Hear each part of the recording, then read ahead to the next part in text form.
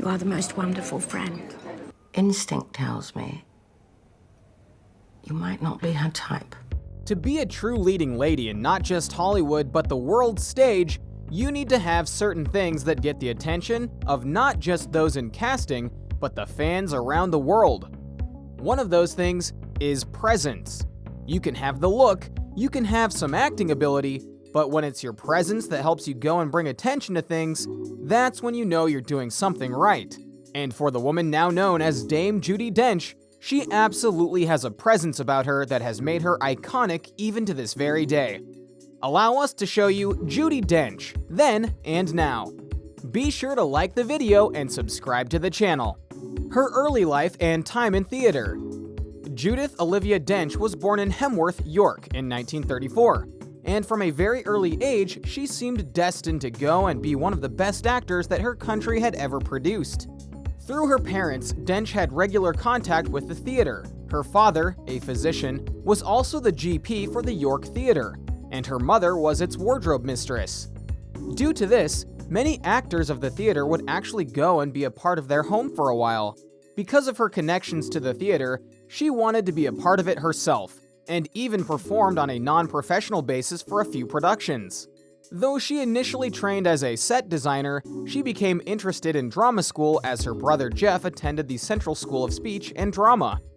She was also inspired by seeing Peggy Ashcroft play Cleopatra on stage, which she later said, "changed my life."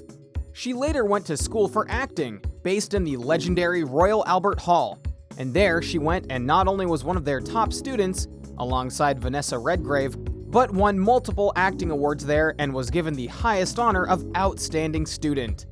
A sign of things to come. Professional stage work.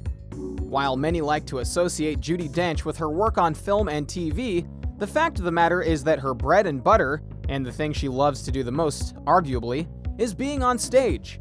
That's what she initially wanted to do the most, and she has many credits on the stage to her name. She made her first professional stage appearance with the Old Vic Company at the Royal Court Theatre, Liverpool, as Ophelia in Hamlet.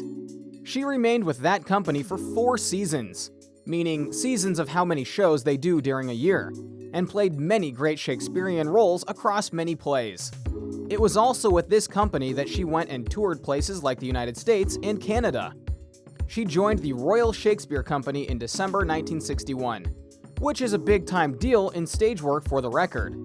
With them, as well as certain other companies, she did roles both big and small, and continued to tour all over the world, even doing a tour in West Africa when she was the role of Lady Macbeth.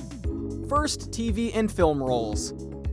Eventually though, as she started to grow more in her acting talents and fame, she decided to take roles in other media, in this case meaning TV and movies. In 1964, Dench appeared on television as Valentine Wanup in Theatre 625's adaptation of Parade's End, shown in 3 episodes. That same year, she made her film debut in The Third Secret, before featuring in a small role in the Sherlock Holmes thriller A Study in Terror, 1965, with her Nottingham Playhouse colleague John Neville. She performed again on BBC's Theatre 365 in 1966 as Terry in the 4-part series Talking to a Stranger, for which she won a BAFTA for Best Actress. One of many award wins and nominations to come for her skills. After those roles, she went back and did stage productions, including doing her first musical ever via Cabaret. After a long run in Cabaret, she rejoined the RSC, making numerous appearances with the company in Stratford and London for nearly 20 years, winning several Best Actress awards.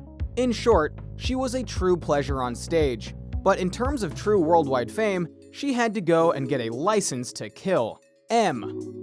The James Bond films are one of the most important runs of film in history, with the 25th film in No Time to Die coming this year.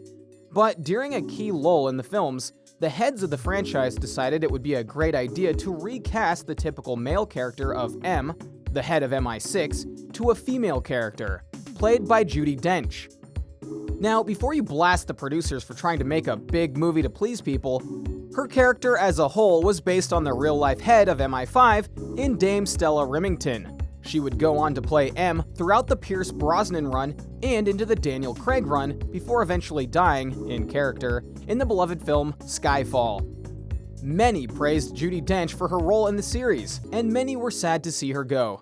But of course, she wasn't done at all. She went back to work in various capacities over the years. Shakespeare in Love and beyond. Rewinding back to 1997, and Judi Dench had a role in a film that no one expected to be as good as it was via Shakespeare in Love. She played Queen Elizabeth in that movie, and just about everyone agreed that she was one of the best parts of the film due to her portrayal of her. And the award ceremonies agreed, because she won an Academy Award for Best Supporting Actress in the film. And the film itself shocked everyone by winning Best Picture at the Oscars. Judi Dench would later go on to do all sorts of roles in both Hollywood and beyond, from award-nominated roles like in the movie Iris, to teaming up with Vin Diesel for the Riddick movies. A major hit for Dench came with Joe Wright's Pride and Prejudice, a 2005 adaptation of the novel by Jane Austen.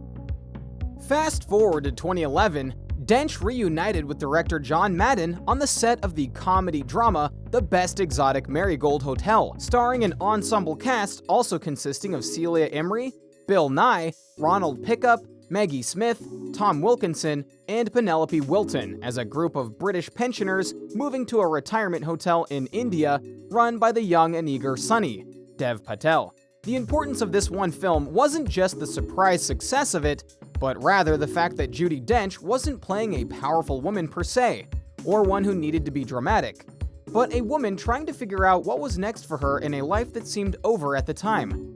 The film was not only a hit, but got its own sequel as well. In 2013, she was in the film Philomena, and though she was 78 at the time, her performance sent shivers down the spine of viewers, with certain critics saying, Dench gives a performance of grace, nuance, and cinematic heroism.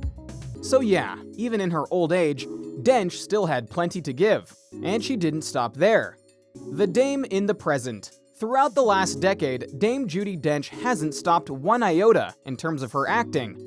She went and set records in theater for winning Best Actress in said theater, and also worked on films both great and not. Cats. We're talking about Cats. Hey, even a dame makes a bad move every once in a while.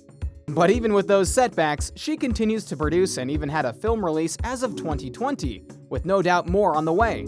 That honestly goes to show who she is. She's someone who has a talent, knows it, loves it, and wants to do all that she can with it.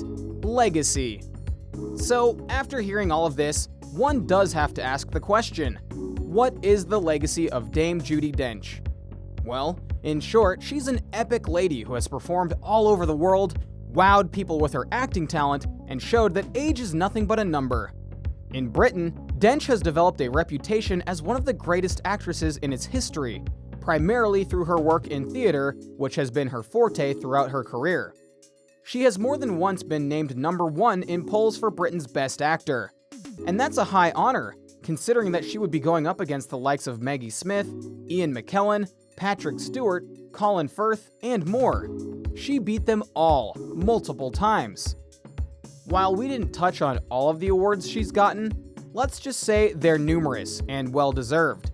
She is an icon of the theater and the screen, and it's going to be a sad day when she hangs it up.